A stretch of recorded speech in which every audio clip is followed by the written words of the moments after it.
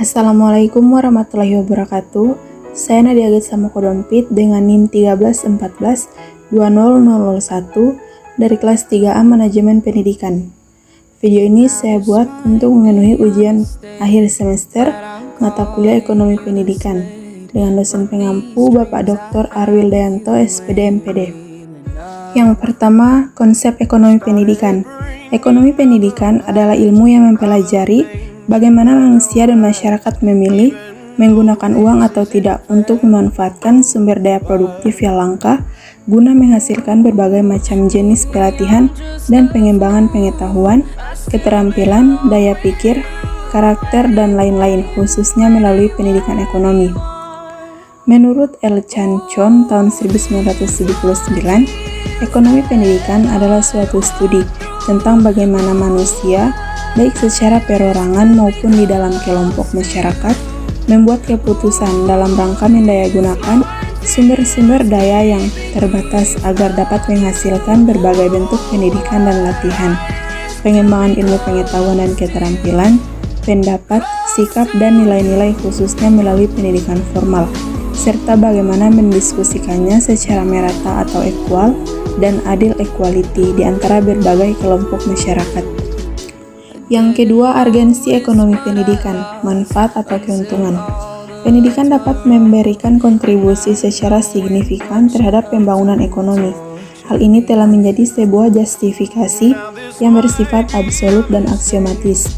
Pendidikan merupakan jalan menuju kemajuan dan pencapaian kesejahteraan sosial dan ekonomi. Menurut teori human capital, kontribusi pendidikan sangat berpengaruh terhadap pembangunan ekonomi. Kontribusi tersebut dapat dicapai melalui peningkatan keterampilan dan produktivitas kerja. Manfaat pendidikan tidak hanya sebatas mendapat ilmu. Bagi individu, pendidikan dapat bermanfaat untuk meningkatkan kualitas dan kesejahteraan seseorang, seperti pengembangan keterampilan, peluang kerja, hingga karir. Tujuan utama dari suatu pendidikan tidaklah sederhana menghasilkan output pendidikan yang berjangka pendek dan nilai plus, melainkan menghasilkan manfaat yang berjangka panjang dari output atau benefit tersebut. Yang ketiga, ada biaya pendidikan, unit cost, dan total cost. Secara umum, pembiayaan pendidikan dibedakan menjadi dua jenis, yaitu biaya rutin atau recurring cost dan biaya modal atau capital cost. Recurring cost pada intinya mencakup keseluruhan biaya operasional penyelenggaraan pendidikan, seperti biaya administrasi, pemeliharaan fasilitas, pengawasan, gaji, biaya untuk kesejahteraan, dan lain-lain. Sementara capital cost atau sering pula disebut biaya pembangunan mencakup biaya untuk pembangunan fisik, pembelian tanah, dan pengadaan barang-barang lainnya yang didanai melalui anggaran pembangunan. Berdasarkan penjelasan tersebut, dapat disimpulkan bahwa biaya pendidikan adalah nilai uang atau nilai rupiah yang dikeluarkan oleh pemerintah, penyelenggara pendidikan, masyarakat, maupun orang tua siswa dalam bentuk natura atau barang, maupun uang yang digunakan untuk mengelola dan melaksanakan pendidikan, yang secara langsung menunjang efektivitas dan efisiensi pengelolaan pendidikan. Selanjutnya, cara menghitung unit cost yaitu pertama, biaya rata-rata per murid, yaitu biaya keseluruhan dibagi jumlah murid yang mendaftar di suatu sekolah atau suatu pendidikan.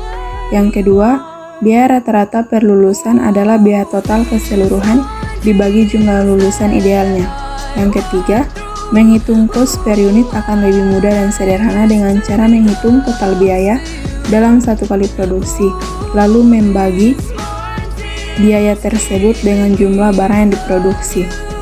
Berikut cara menghitung total cost, yaitu jumlahkan biaya tetap dan biaya variabel untuk mendapatkan biaya total, sama seperti anggaran perorangan. Adapun menghitung biaya total untuk anggaran keuangan perorangan yaitu pertama, hitunglah besar biaya tetap. Kedua, jumlahkan semua biaya variabel Anda selama 1 bulan. Ketiga, jumlahkan biaya tetap dan biaya variabel yang sudah dihitung tadi untuk mengetahui besarnya biaya total. Data yang keempat, catatlah setiap pengeluaran untuk mengetahui pengeluaran bulanan. Yang keempat, ada permintaan dalam ekonomi pendidikan. Permintaan dalam istilah ekonomi disebut demand adalah jumlah barang dan jasa yang berada di pasar dengan harga tertentu dan pada waktu tertentu yang akan dibeli oleh konsumen. Teori permintaan menjelaskan sifat para pembeli dalam permintaan suatu barang. Teori permintaan yang menjelaskan sifat hubungan antara jumlah permintaan barang dan harganya dikenal dengan hukum permintaan yang berbunyi, makin tinggi harga suatu barang, makin sedikit jumlah barang yang diminta. Sebaliknya, makin rendah harga suatu barang, makin banyak jumlah barang yang diminta. Yang kelima, cost benefit, rate of return analysis, current cost, direct cost, dan variable cost. Cost benefit analysis adalah perhitungan yang dilakukan dengan menjumlahkan manfaat suatu situasi atau tindakan dan lantas mengurangi biaya yang terkait dan pengambilan tindakan itu. Rate of return adalah keuntungan atau kerugian dari investasi selama periode waktu tertentu. Dengan kata lain, tingkat pengembalian adalah keuntungan atau kerugian dibandingkan dengan biaya investasi awal, biasanya dinyatakan dalam bentuk presentasi. Current cost accounting adalah suatu sistem akuntansi di mana aset dinilai pada harga beli pasar sekarang dan profit ditentukan dengan alokasi yang didasarkan pada biaya sekarang. Direct cost adalah biaya yang dapat dibebankan secara langsung kepada objek biaya atau produk. Gaji karyawan termasuk ke dalam biaya langsung yang menghasilkan suatu produk dan mencakup bahan baku yang diperlukan untuk memproduksi barang tertentu. Variable cost adalah biaya variabel yang bisa naik turun tergantung dari banyak atau sedikitnya produksi atau penjualan perusahaan tersebut. Yang keenam, ada nilai ekonomi pendidikan tinggi. Pendidikan sebagai suatu investasi diharapkan mampu menjadi instrumen yang dapat meningkatkan pertumbuhan dan nilai ekonomi suatu bangsa. Walaupun memang diakui bahwa kuantitas masyarakat yang dapat mengecap pendidikan tinggi jumlahnya masih jauh lebih sedikit dibandingkan dengan pendidikan dasar dan menengah. Kita perlu membenahi pendidikan tinggi di Indonesia guna merespon dinamika perkembangan global yang menempatkan perguruan tinggi sebagai salah satu institusi penggerak kemajuan ekonomi.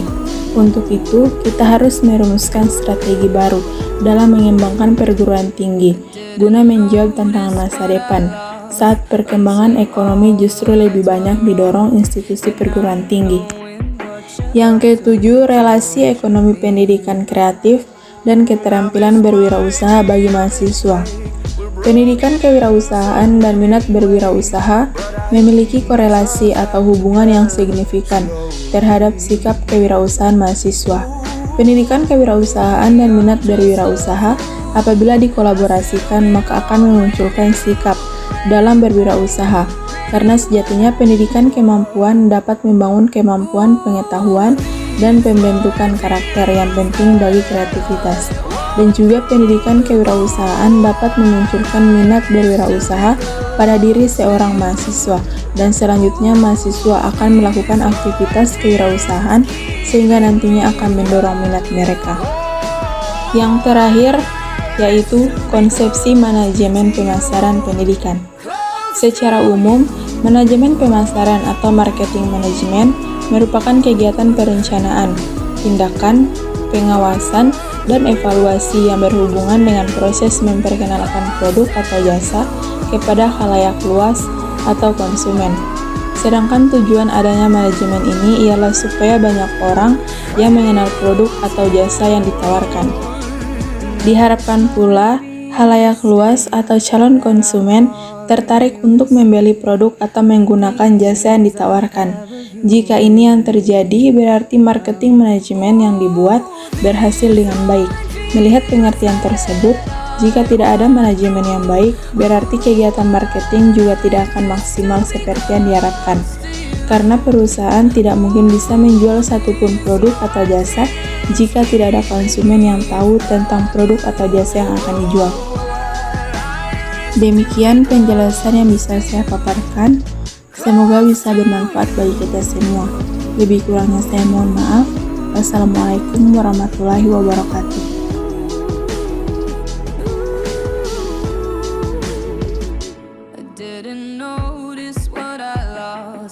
until all the lights were off, and not knowing what you're up to.